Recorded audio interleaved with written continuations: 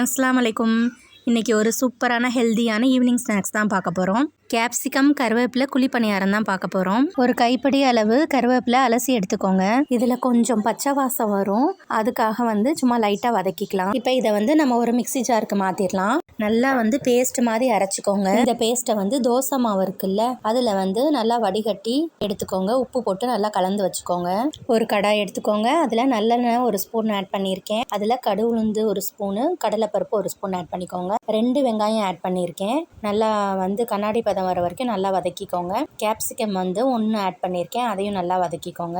இப்போ நம்ம வதக்கினதை மாவோடு ஆட் பண்ணிடலாம். ஆட் பண்ணி நல்லா கலந்து வச்சுக்கோங்க. இப்போ நம்ம குழிப்பணியார பேனில் எண்ணெய் தடவி நம்ம மாவை ஊற்றிடலாம். இதை கோல்டன் ப்ரௌன் ஆனோன்னா திருப்பி விட்டுக்கோங்க. அவ்வளோதான், மொறுமொறுன்னு நல்லா ஹெல்த்தியான ஈவினிங் ஸ்நாக்ஸ் ரெடி ஆயிடுச்சு. இதில் கருவேப்பிலை ஆட் பண்ணியிருக்கோங்கிறது நம்ம சொன்னால் தான் தெரியும். கிட்ஸுக்கு ரொம்ப பிடிக்கும். கண்டிப்பாக ட்ரை பண்ணி பாருங்கள்.